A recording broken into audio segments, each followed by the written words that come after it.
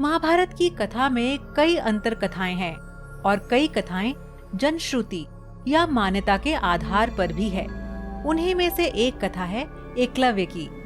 सभी जानते हैं कि एकलव्य को गुरु द्रोण ने शिक्षा नहीं दी थी और बाद में उन्होंने दक्षिणा के रूप में एकलव्य का अंगूठा मांग लिया था, क्योंकि गुरु द्रोण नहीं चाहते थे कि अर्जुन के अलावा कोई भी श्रेष्ठ धनुर्धर हो।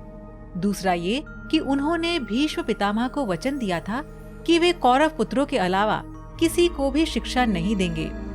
आइए आज की इस वीडियो में जानते हैं कि जब श्री कृष्ण के हाथों मरने के बाद द्रौपदी के भाई बनकर जन्मे थे एकलव्य और उन्होंने अपना बदला लिया था।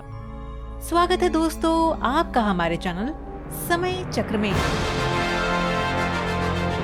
ऐसी मान्यता है कि अंगूठा कट जाने के बाद भी एकलव्य की धनुष विद्या में कोई कमी नहीं आई थी।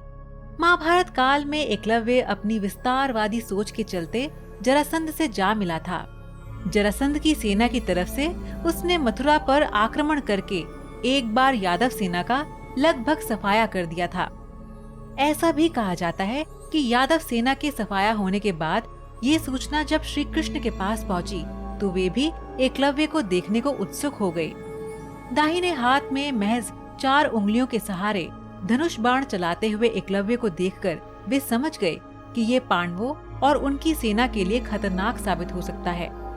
उसके बाद श्री कृष्ण का एकलव्य से युद्ध हुआ और इस युद्ध में एकलव्य वीर गति को प्राप्त हो गया। हालांकि ये भी कहा जाता है कि युद्ध के दौरान एकलव्य लापता हो गया था, अर्थात उसकी मृत्यु बाद में कैसे हुई इसका किसी को भी पता नहीं है। पौराणिक कथाओं के अनुसार एकलव्य पूर्व जन्म में भगवान कृष्ण के चचेरे भाई थे। वे श्री कृष्ण के पिता वासुदेव के भाई देवश्रवा के पुत्र थे। एक दिन देवश्रवा जंगल में खो गए, जिन्हें हिरण्यधानु ने खोजा। इसीलिए एकलव्य को हिरण्यधानु का पुत्र भी कहा जाता है। ये भी कहा जाता है कि एकलव्य भगवान श्री कृष्ण के चाचा के पुत्र थे, जिसे बाल्यकाल में ज्योतिष के आधार पर वनवासी भीलराज निषादराज हिरण्यधेनु को सौंप दिया गया था।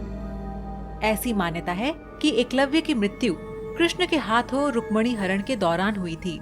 इस दौरान वह पिता की रक्षा करते हुए मारे गए थे, परंतु तब श्री कृष्ण ने उन्हें द्रोण से बदला लेने के लिए फिर जन्म लेने का वरदान दिया था। श्री कृष्ण के वरदान के बाद एकलव्य ने द्रुपद के बेटे धृष्टद्युम्न के रूप में जन्म लिया और महाभारत के युद्ध के दौरान उन्होंने अंगूठे के बदले में द्रोण का सिर काट दिया था। द्रुपद की पुत्री ही द्रौपदी थी, जो धृष्टद्युम्न की बहन थी।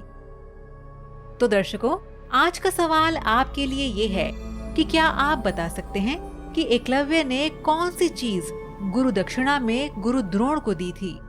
आप इसका जवाब हमें नीचे कमेंट बॉक्स में दीजिए। हमें आपके जवाब का इंतजार रहेगा। तब तक देखते रहिए समय चक्र।